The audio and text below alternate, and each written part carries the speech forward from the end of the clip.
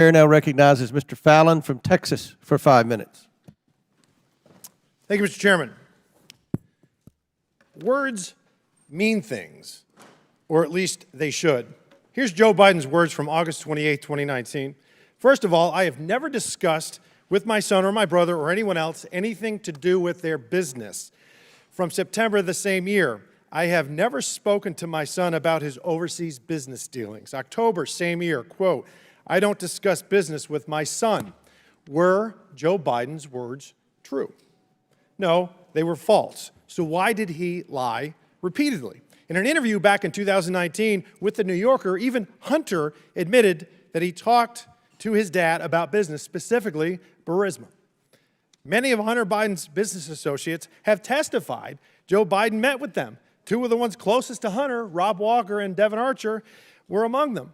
So they not only spoke to him, they took, a lot of the business associates took photos with him. They played golf with him.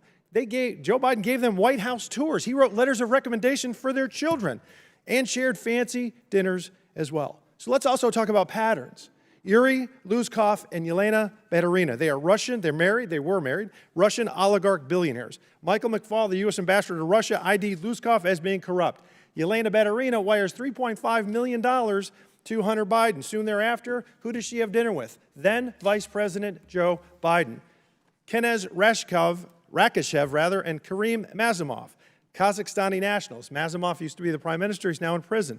Rakishev wires $142,300 to Hunter Biden. The very next day, Hunter Biden buys a Porsche for $142,300.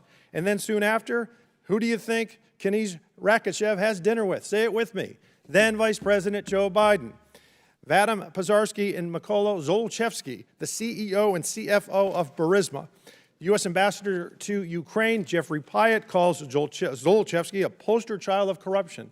Those two fellas paid Hunter Biden's shell companies a total of $3.3 million.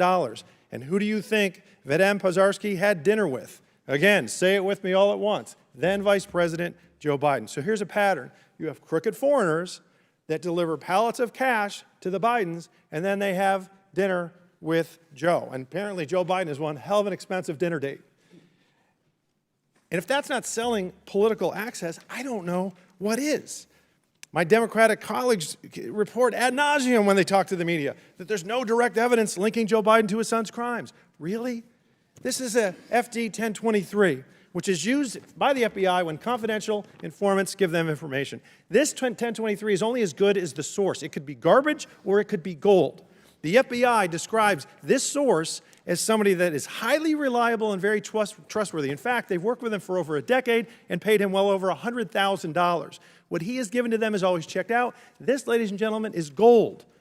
Consider this with weight and gravity. So what does this say? I don't know what the confidential informant's name is, so I'm going to call him Ivan.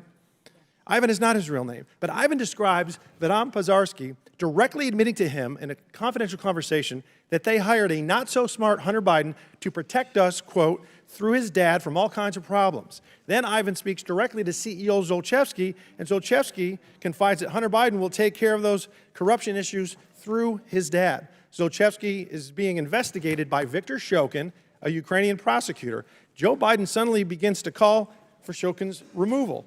Now, Ivan is also told by Zlochevsky that it cost him $5 million to pay one Biden and $5 million to pay the other. This is direct evidence of naked corruption and bribery.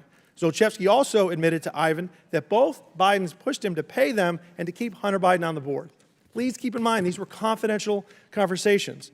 Also interesting that Zlochevsky referred to Biden as the big guy, and I doubt he knows Tony Bobulinski.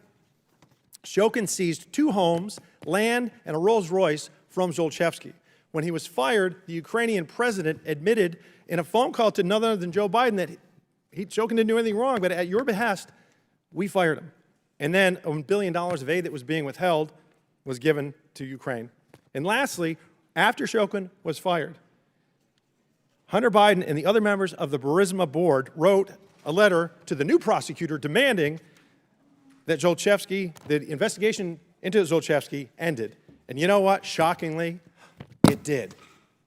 The message was sent, and the Bidens delivered. Mr. Dubinsky, in your experience in financial investigations, you follow, quote unquote, you follow the money. If you were investigating this and looking at $5 million payment from Burisma to Joe Biden, what kinds of information or patterns would you be looking for?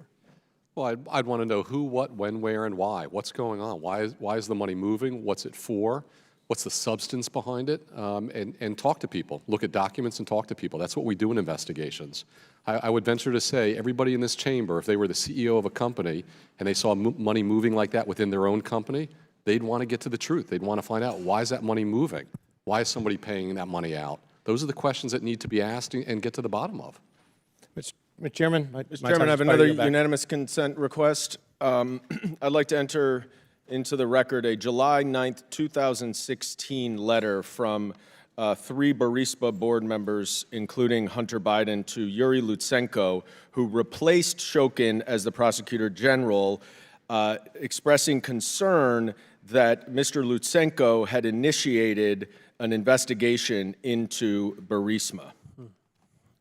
Without objection, so ordered.